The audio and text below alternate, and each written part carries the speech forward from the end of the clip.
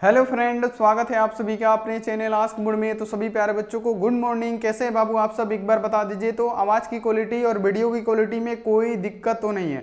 सभी बच्चे एक बार लाइव आ जाइए, क्योंकि आज की क्लास में प्यारे बच्चों बहुत ही धमाका क्लास होने वाला है। और यहाँ आप देखिए, आज जो क्लास होने वाला था डी और एफ ब्लॉक के तत्वों का क्रैश कोर्स आपका डे 8 चलने वाला था, लेकिन वो नहीं हुआ। क्यों नहीं हुआ? जानबूझ के नहीं हुआ, क्योंकि डेली बाय डेली आपका फिजिक्स केमिस्ट्री चल ही जाता है। ऑब्जेक्टिव सब्जेक्टिव तय है कि डेली बाय डेली चलता है, लेकिन ये बायोलॉजी और बायोलॉजी में खास करके आपका जो सब्जेक्टिव क्वेश्चन है ना, ये खास करके नहीं हो रहा है। तो सोचे कि आज यहाँ पे हम बायोलॉजी का आपको सब्जेक्टिव क्वेश्चन ही पढ़ा देते हैं, जो आपकी परीक्षा के लिए रामबाण साबित हो जाए। यानी ऐसे क्वेश्चन जो क्वेश्चन बैंक का हो, जो आपके एग्जाम में बार बार पूछे जाते हैं, वैसे क्वेश्चन हम आपको बताने वाले हैं। तो यहाँ पे अभी सभी बच्चे, जितने भी सारे बच्चे हैं ना, एक बार वीडियो को तुरंत शेयर कीजिए। और प्यारे बच्चों, यहाँ पे एक बार बता दीजिए कि आप सब कैसे हैं। सबसे पहले ये बता दीजिए कि आप सब कैसे हैं, उसके बाद से हम क्लास को बाबू स्टार्ट कर देते हैं। देखिए, और यहाँ देखिए, बायोलॉजी के हम लोग सब्जेक्टिव पढ़ने वाले हैं, और इतना बेहतरीन सब्जेक्टिव जो एग्जाम के लिए इंपॉर्टेंट है, एकदम सरल भाषा में,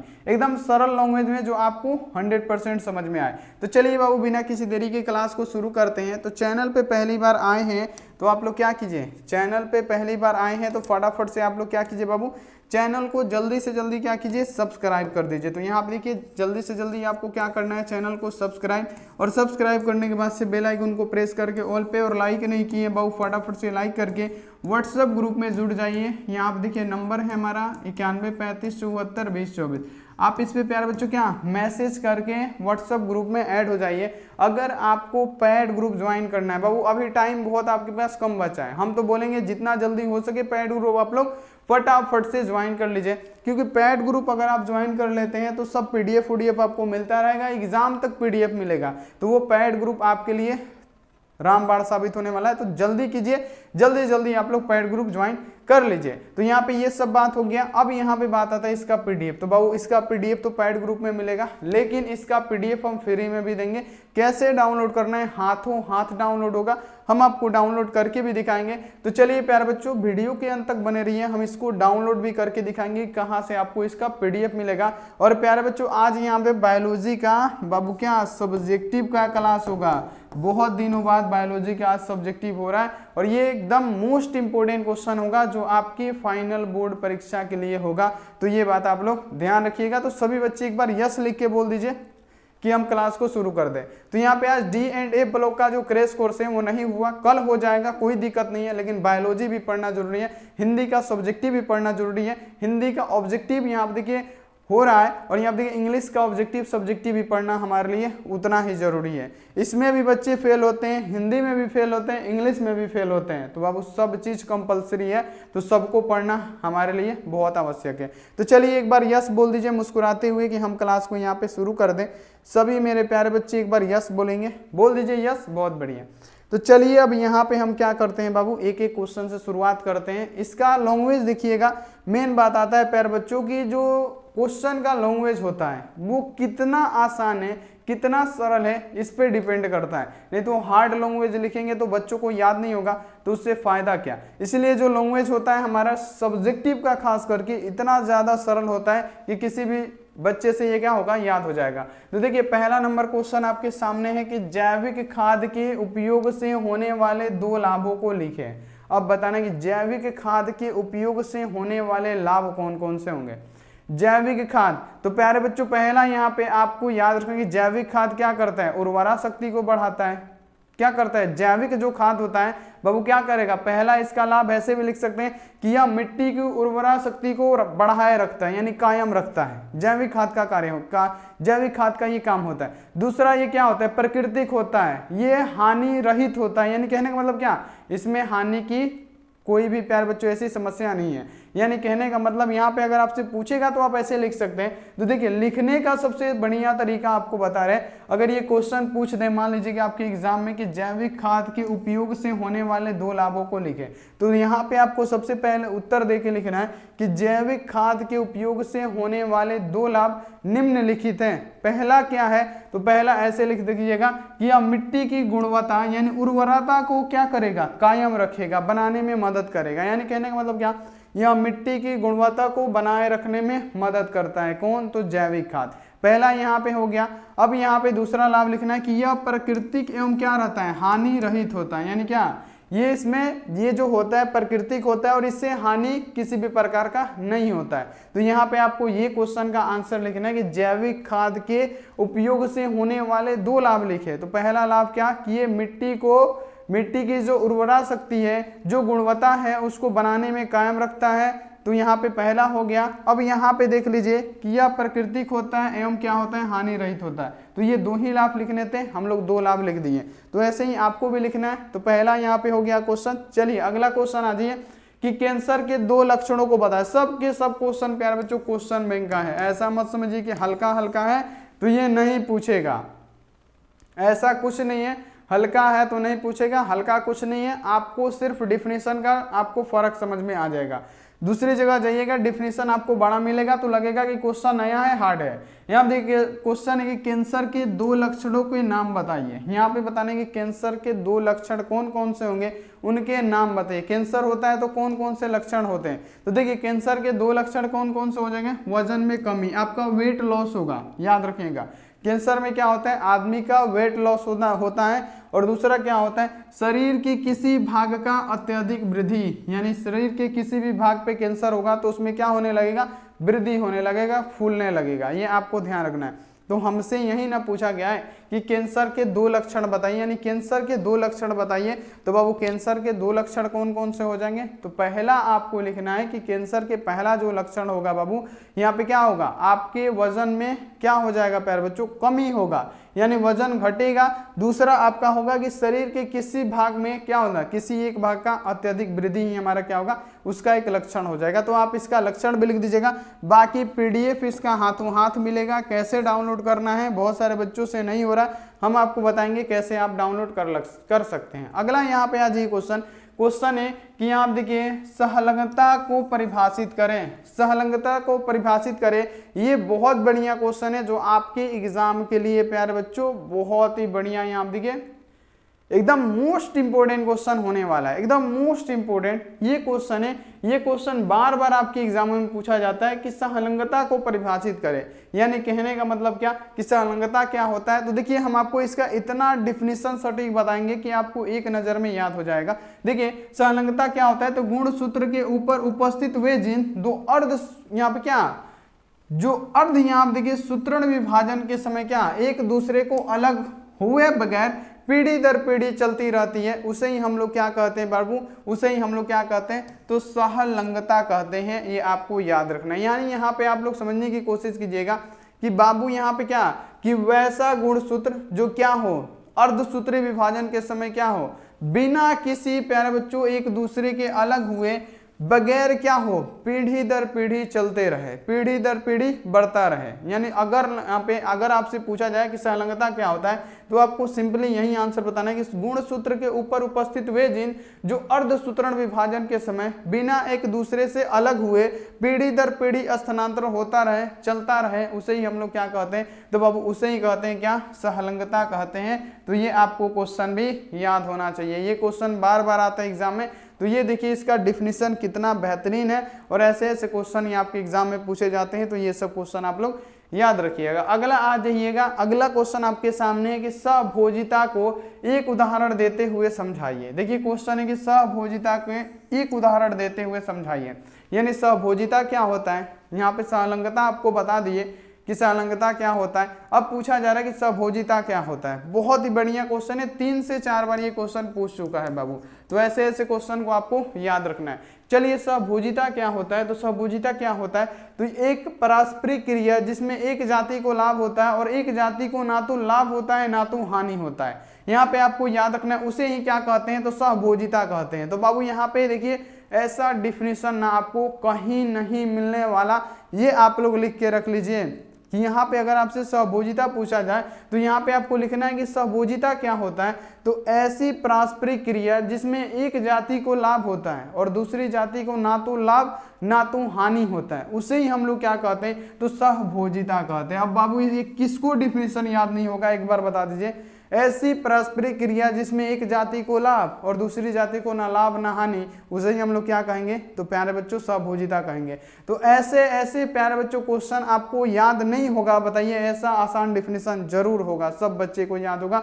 तो इसी प्रकार का डिफिनेशन हम बताते हैं। तो देखिए यहाँ देखिए, जैसे ही आप देखिए उदाहरण में आपसे पूछा गया कि उदाहरण देते हुए समझा, जैसे यहाँ देखिए आर्किड का आम के वृक्ष की शाखाओं पे उगना, यानी जो आर्किड होता है उसके आम के वृक्ष के शाखाओं पे उगना, इसका एक क्या है प्यारे बच्चों, हानि है। तो यहाँ पे आपको ये क्वेश्चन याद रखना है, यहाँ पे क्या करना है, याद रखना है। तो ये क्वेश्चन आप लोग 100% याद रखिएगा। तो यहाँ देखिए लाभ तो आर्किड को होगा आम के वृक्ष पे, तो यहाँ पे कहने का मतलब ऐसा पारस्परिक क्रिया जिसमें एक जाति को लाभ होता है, यानी आर्किड को लाभ होगा, लेकिन आम के वृक्ष को क्या होगा, ना हानि होगा ना लाभ होगा, उससे तो उसको कोई हानि लाभ नहीं है। तो इसी को क्या कहते हैं बाबू, तो इसे ही हम लोग सहभोजिता कहते हैं, ये आप लोग याद रखिएगा। चलिए हरित क्रांति से आप क्या समझते हैं, सब क्वेश्चन बैंक से उठाया गया क्वेश्चन है और ये सब क्वेश्चन आपके एग्जाम के लिए बिल्कुल परफेक्ट होने वाला है। तो आप इसका आंसर बता दीजिए प्यारे बच्चों जल्दी जल्दी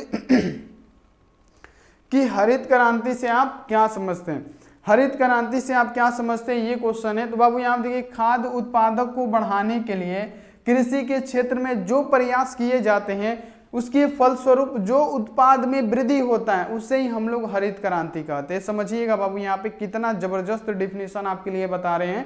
यहाँ पे क्वेश्चन आपके सामने कि हरित क्रांति से क्या समझते हैं, तो खाद्य उत्पादन को बढ़ाने के लिए कृषि के क्षेत्र में जो प्रयास किया जाता है, तो यहाँ देखिए तथा उसके फलस्वरूप उत्पाद में जो भी वृद्धि होता है, उसके फलस्वरूप जो भी कृषि के क्षेत्र में प्रयास किया जाता है उसके फलस्वरूप जो उत्पाद में वृद्धि होगा उसे ही हम लोग क्या कहेंगे, तो प्यारे बच्चों उसे ही हम लोग कहेंगे हरित क्रांति। ये आपको याद रखना है कि हरित क्रांति उसे ही कहते हैं। तो यहाँ पे फिर से एक बार डिफिनेशन पढ़िए कि खाद्य उत्पादक को बढ़ाने के लिए कृषि के क्षेत्र में जो प्रयास किए जाते हैं उसके फलस्वरूप जो उत्पाद बनते हैं उसे क्या कहते हैं, तो बाबू उसे ही हम लोग क्या कहते हैं, हरित क्रांति कहते हैं। हरित क्रांति को निम्नलिखित कारकों के लिए महत्वपूर्ण योगदान होता है, जैसे सिंचाई के लिए यहाँ देखिए प्रयुक्त प्रबंध होना और दूसरा वैज्ञानिक विधि तथा दृष्टिकोण की कृषि के क्षेत्र में उपयोग लाए जाने में ये मदद करता है। तो ये आप लोग याद कर लीजिएगा, बिल्कुल बढ़िया क्वेश्चन है।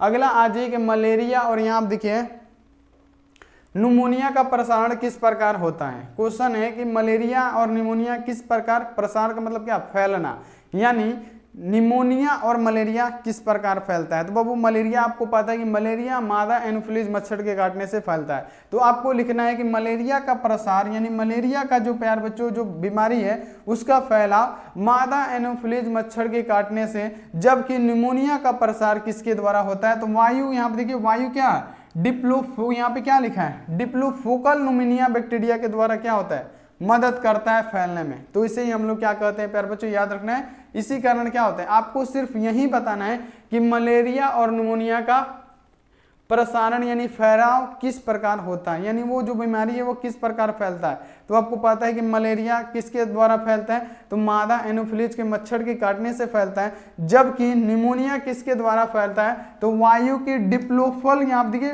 डिप्लोकल, यहाँ पे जो निमोनिया बैक्टीरिया होते हैं उसके द्वारा फैलता है। तो यहाँ पे आपको ये याद रखना है। तो ये भी क्वेश्चन बहुत इंपॉर्टेंट है, याद रखिएगा। अगला क्वेश्चन आ जाएगा, यहाँ देखिए सूक्ष्म प्रवर्धन क्या है। सब के सब क्वेश्चन महत्वपूर्ण है। इस विधि द्वारा पादपों के उत्पादन के मुख्य लाभ क्या है, ये क्वेश्चन आपके एग्जाम के लिए इंपॉर्टेंट है कि सूक्ष्म प्रवर्धन क्या है, इस विधि के द्वारा पादपों के उत्पादन के मुख्य लाभ क्या है। तो बाबू यहाँ पे याद रखना है कि उत्तम संवर्धन द्वारा हजारों की संख्या में पादपों को उत्पन्न करने की विधि सूक्ष्म प्रवर्धन कहलाती है। इसके द्वारा यहाँ देखिए टमाटर, केला, सेब आदि बड़े पैमाने पर क्या किया जाता है, उत्पादित कराया जाता है। इनमें प्रत्येक पादक आनुवांशिक रूप से क्या होते हैं, मूल पादक के रूप में समान पाए जाते हैं। तो ये आप लोग याद रखिएगा कि अगर आपसे पूछे कि सूक्ष्म प्रवर्धन क्या है, इस विधि द्वारा पादपों के उत्पादन के मुख्य लाभ क्या होते हैं, तो आपको याद रखना है कि सूक्ष्म प्रवर्धन क्या होता है, तो उत्तक संवर्धक द्वारा हजारों की संख्या में पादपों को उत्पन्न करने की विधि ही सूक्ष्म प्रवर्धन कहलाती है। यहाँ पे याद रखना है कि उत्तक संवर्धन द्वारा हजारों की संख्या में पादप करने की, उत्तक को पादप करने की विधि को ही हम लोग क्या कहते हैं, तो सूक्ष्म प्रवर्धन कहते हैं। इसके द्वारा बहुत सारा जैसे केला, टमाटर, सेब आदि बड़े पैमाने पे क्या किया जाता है, उत्पादित कराया जाता है। तो यहाँ पे आप लोग इसको याद कर लीजिएगा। अगला आ जाएगा ट्रांसजेनिक जंतु से होने वाले लाभों का वर्णन करें। ट्रांसजेनिक जंतु से कौन कौन से लाभ होंगे, A to Z question important है, ये सब क्वेश्चन आपको याद हो जाने चाहिए। यहाँ आप देखिए क्वेश्चन आपके सामने के ट्रांसजेनिक जंतुओं के लाभ का वर्णन करें, ट्रांसजेनिक जंतुओं के लाभ का वर्णन करना है। तो कैसे करना है बाबू, यहाँ पे याद रखने के ट्रांसजेनिक जंतुओं के लाभ का वर्णन आप कैसे करेंगे। तो ट्रांसजेनिक जंतुओं के अनेक लाभ हैं, इन जंतुओं के द्वारा मिट्टी की उर्वरा शक्ति बढ़ाई जा सकती है, इन जंतुओं के माध्यम से क्या ट्रांसजेनिक प्रक्रियाएं पूरी की जाती है, इसलिए ये बहुत ज़्यादा उपयोगी होते हैं और ये बहुत ज़्यादा नज़र भी आते हैं। तो यहाँ पे आपको ये याद रखना है, क्वेश्चन है कि ट्रांसजेनिक जंतुओं के लाभ का वर्णन करें। तो ट्रांसजेनिक जंतु के कौन कौन से लाभ है, पहला तो प्यारे बच्चों यहाँ पे आपको याद रखना है इन जंतुओं द्वारा मिट्टी की उर्वरा शक्ति बढ़ जाती है, यह आपको याद रखना है। ट्रांसजेनिक जीवाणु द्वारा मिट्टी की उर्वरा शक्ति बढ़ेगी, इन जंतुओं के माध्यम से ट्रांसजेनिक प्रक्रियाएं भी पूरी होती हैं। तो यहाँ पे आप लोग याद रखने, इसलिए ये बहुत उपयोगी नजर आते हैं। तो यहाँ पे आप लोग इसको याद कर लीजिएगा। अब देखिए क्वेश्चन है कि अलैंगिक जनन के बारे में टिप्पणी लिखें। 5-5 नंबर का ये सब क्वेश्चन आता है कि अलैंगिक जनन के बारे में आप टिप्पणी लिखें। तो अलैंगिक जनन के बारे में क्या टिप्पणी लिखेंगे, तो अलैंगिक जनन क्या, तो जनन की वह विधि जिसमें लैंगिक जनन अंग भाग लेते हैं उसे क्या कहते हैं, तो यहाँ आप देखिए लैंगिक जनन कहते हैं। अलैंगिक पूछा गया, हम लैंगिक लिख दिए हैं, तो यहाँ आप देख लीजिए यहाँ पे होना चाहिए लैंगिक जनन के बारे में टिप्पणी लिखें। यहाँ पे क्वेश्चन होना चाहिए कि लैंगिक जनन के बारे में टिप्पणी लिखें। तो लैंगिक जनन क्या होता है, तो जनन की वह विधि जिसमें लैंगिक जनन अंग भाग लेते हैं लैंगिक जनन कहलाते हैं। अब यहाँ आप देखिए लैंगिक जनन में क्या होगा, नर में नर युग्मक तथा मादा में मादा युग्मक का निर्माण होगा। किसमें, तो इसमें टिप्पणी लिखना है लैंगिक जनन के बारे में। तो आपको लिखना है कि नर में नर युग्मक तथा मादा में मादा युग्मक का निर्माण होगा। यहाँ देखिए दूसरा लिखना है, आपको ध्यान से समझिएगा, A to Z क्वेश्चन बढ़िया है। दूसरा लिखना है कि ये दोनों युग्मक आपस में संयोजन होकर युग्मनज बनाते हैं। ये दोनों युग्मक नर युग्मक मादा युग्मक मिलके क्या संयोजन करके युग्मनज का निर्माण करते हैं, ये दूसरा लिखना है। अब यहाँ देखिए यह जनन अलैंगिक जनन की तुलना में जटिल और धीमी गति का होता है। यानी कहने का मतलब क्या, जो लैंगिक जनन है अलैंगिक जनन की तुलना में क्या होता है, जटिल और धीमा होता है। ये आपको तीसरा लिखना है। चौथा क्या लिखना है कि इस प्रकार के जनन में अर्धसूत्री युग्मक निर्माण का युग्मक संलयन क्रियाएं होती हैं। तो ये आपको बाबू चौथा लिख देना। ये बहुत बढ़िया क्वेश्चन है, ये इंग्लिश मीडियम वालों के लिए है, आप लोग इसको नोट कर सकते हैं। तो जल्दी जल्दी आप लोग इसको नोट कर लीजिए, स्क्रीनशॉट ले लीजिए। बाकी इसका PDF मिल जाएगा, आप लोग उसको डाउनलोड फटाफट से कर लीजिएगा। जल्दी जल्दी आप लोग उसको भी डाउनलोड कर लीजिए। चलिए अगला क्वेश्चन आ जाते हैं बाबू। यहाँ आप देख लीजिए अगला क्वेश्चन आते हैं कितने नंबर क्वेश्चन पे, तो 10 नंबर। 10 नंबर क्वेश्चन आपके सामने है। ध्यान रखिएगा कि ध्वनि प्रदूषण से आप क्या समझते हैं, इसका यहाँ आप देखिए दुष्परिमाणों का उल्लेख करें। यानी ध्वनि प्रदूषण क्या है, इसके दुष्परिमाण को लिखे। तो ध्वनि प्रदूषण क्या होता है, तो ध्वनि प्रदूषण क्या है, तो 40 डेसिबल से अधिक तीव्रता वाले ध्वनि के कारण ज्ञानेंद्रिय सहित मानव शरीर के अन्य भागों पर पड़ने वाले कुप्रभाव को हम लोग ध्वनि प्रदूषण कहते हैं। यहाँ पे याद रखना है कि 40 डेसिबल से अधिक तीव्रता वाले ध्वनि के कारण ज्ञानेंद्रिय सहित मानव शरीर के अन्य भागों पर पड़ने वाले कुप्रभाव को ही हम लोग क्या कहते हैं, तो ध्वनि प्रदूषण कहते हैं। इसके दुष्प्रभाव कौन कौन से हो जाएंगे, तो यहाँ आप देखिए कर्ण पटल के यहाँ देखिए क्षतिग्रस्त होने के कारण सुनने में बाधा, दूसरा यहाँ देखिए दूसरे व्यक्ति से बात करने में बाधा, और यहाँ देखिए नेत्र, यहाँ देखिए नेत्र दोष, सर दर्द, अनिद्रा, ये सब रोग क्या होंगे, इसके दुष्प्रभाव होंगे। किसके, तो ध्वनि प्रदूषण से। तो ये भी आपको याद कर लेना है। तो यहाँ पे बाबू हम आपको सब्जेक्टिव बता दिए किसका, तो फिजिक्स का, यहाँ पे सॉरी बायोलॉजी का। तो आप लोग क्या कीजिए फटाफट से ये सब्जेक्टिव याद कर लीजिए, और यहाँ पे क्या कीजिए चैनल को भी सब्सक्राइब करके बेल आइकन को प्रेस करके ऑल पे, और लाइक नहीं किए फटाफट से लाइक भी कर दीजिएगा। अब जो क्लास होगा 11 बजे आपका क्लास होने वाला है, 11 AM में आपका क्लास होने वाला है। तो जरूर आप लोग 11 AM वाला क्लास कीजिएगा।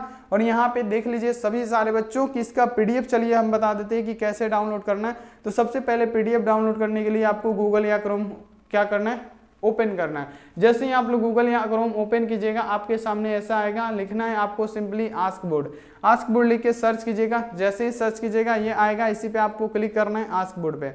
जैसे ही आप लोग इस पे एक बार क्लिक करेंगे, यहाँ पे आपका सामने ये खुल जाएगा। यहाँ देखिए बायोलॉजी का सब्जेक्टिव यहाँ पे दिख रहा है ना, बायोलॉजी का सब्जेक्टिव, इसी पे आपको क्लिक करना है। और ये आइए डाउनलोड जरूर होगा, आपको इसी पे एक बार क्लिक करना है। जैसे ही आप इस पे एक बार क्लिक करेंगे, यहाँ पे नीचे आएंगे, जैसे ही नीचे जैसे आएंगे जैसे ही आइएगा प्यारे बच्चों आपका पीडीएफ यहाँ आप देखिए डाउनलोड लिखा, एक क्लिक में डाउनलोड जरूर हो जाएगा। तो आइए फटाफट से आके डाउनलोड कर लीजिए। तो चलिए प्यारे बच्चों मिलते हैं ऐसी अगली क्लास में 11 बजे वाला।